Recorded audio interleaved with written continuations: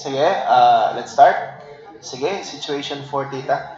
So, anyway, as for the last problem, we have a jet daw of water 20 mm in diameter and having a velocity of 8 meters per second strikes a plate at right angles. Determine daw the force in Newton at the plate when it is moving towards the nozzle at 5 meters. Now, supposedly, no, this should include a figure because it actually depends on the figure, no? Maybe, for example, although the jet of water has a 20 mm diameter, having a velocity of 8 meters per second, it strikes a plate at right angles. But what if the jet baron is vertical? So actually, ang output velocity is not the same as the one nga kanang mo hit sa plate. Tama ba? Tama, wala. So, anyway, ang idea ni Ron, pakita na ha. So, for example, if muni mo hang plate, muni mo hang, kanisiya, muni mo hang jet, baron, or katong nozzle, if this is your plate and then this is your nozzle, and then, for example, it's stated here that the velocity is 8 meter per second, jet is 20 mm in diameter. So, tama, ang speed dinhi is not the same as the speed at impact. Nga naman na? Because, di ba, ang equation, if you remember the equation from kinematics, no, Vf squared is equal to V squared is equal to Vo squared plus 2A S. No, notice, if we're talking about y-axis from God, there is actually an accelerator. S, obviously, S is the distance, kani ba? No, displacement, no. So, there's actually an acceleration of the water actually due to gravity. No, so meaning the initial velocity will not be the same as the final velocity. However, if it so happened, but still, this actually satisfies the problem. No, okay, it's mentioned here that it strikes the plate at right angle. Tama man, if this is the water or right angle man. So, it so happened lang ang plate is horizontal, ang flow is vertical. However, this will also satisfy the problem, di ba? If this is your plate, and then this is the nozzle, okay, and then ang water, notice, same po gyapon. Okay? However, the way the problem is solved, the velocity upon impact is the same man good with the velocity ng 8 meters. So, I believe it should be like this, no? So that, notice, if horizontal man good, if horizontal axis ka, acceleration will be equal to 0 man good. Di ba? Kaya may acceleration due to gravity horizontally. No? So meaning, now, ayun lang sa mo, do not be skeptical lang po nung kasi, di ba? Projectile mata na, kaya naman yun ay gravity. Ayun lang sa una-apod, no? Ayun lang sa una-una. Let's assume nga sikit na lang sa kayo, like, dool ra, negligible lang sa dang force, ginana. I mean, ang distance, wala nga, we can neglect the acceleration. Meaning, the velocity upon impact is just equal to the velocity, the velocity upon impact is just equal to the output nga velocity. Now, here comes the problem. Supposedly, the force is just equal to, again, from your equation no, sa hydraulics, I hope you remember no, this equation, force is actually equal to the density. Ka-remember ba man eh? Sorry, nangita ko sa variable nga density. Density multiplied by the area multiplied by the velocity. Velocity. Now, supposedly, very easily, we can solve the force. Supposedly, we can easily solve the force acting on the plate using this equation. Density times area times velocity. Now, ang nagdungag ani og difficulty is the fact that the plate moves towards towards or away? Towards the nozzle. Now, how will this affect our calculation?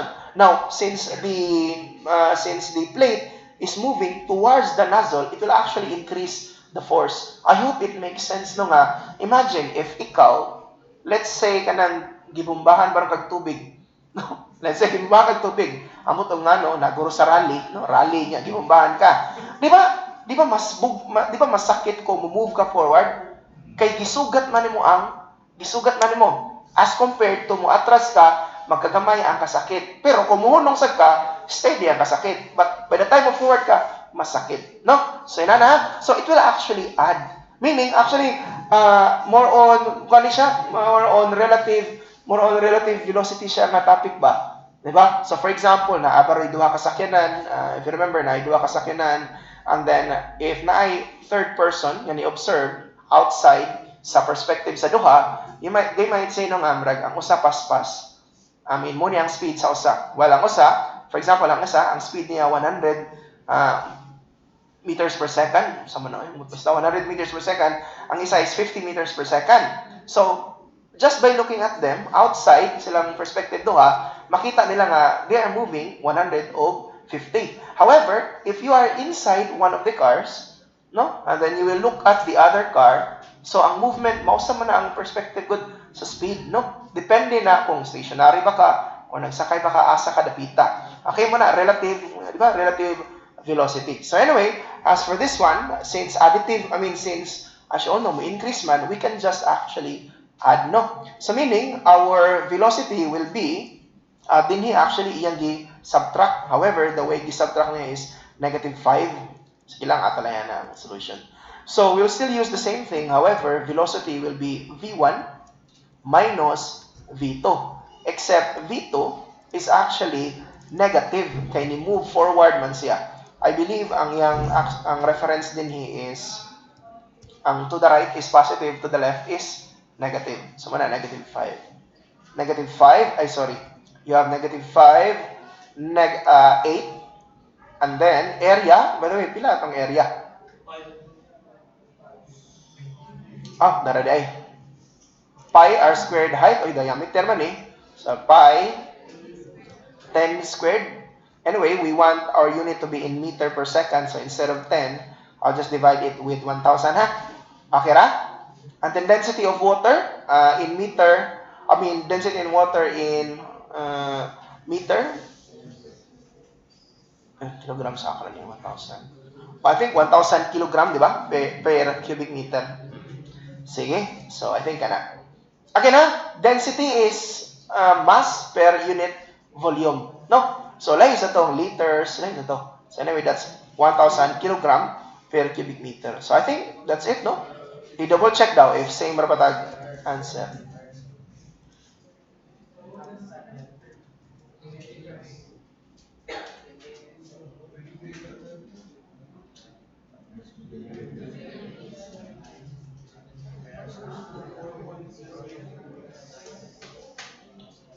Ay, sorry. V squared. Madani ay, sorry. V squared.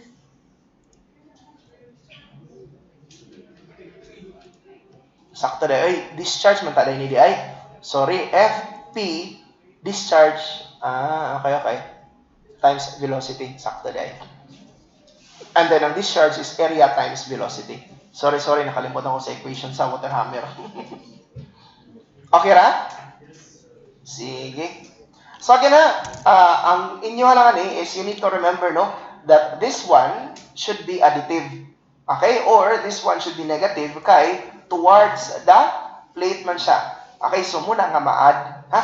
Muna nga ma-add na unta siya. Sige. So again the equation for this one supposedly is F is equal to density times the discharge times the velocity. Supposedly mo matagin niya equation. But discharge, as you all know, is area times velocity. Okay.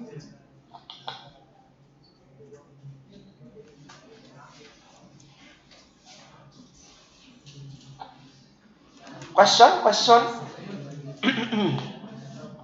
Again now, we're talking about the force on the plate, ha?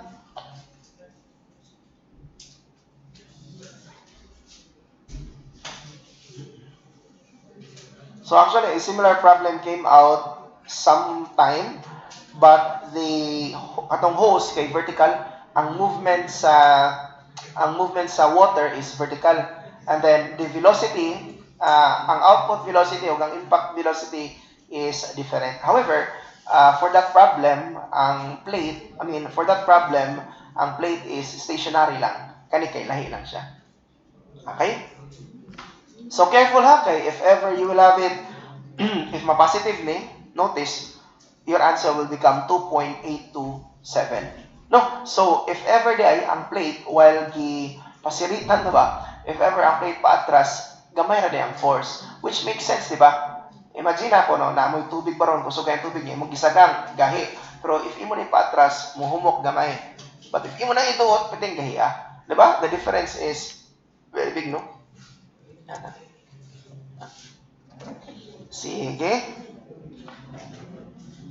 So, I hope okay na.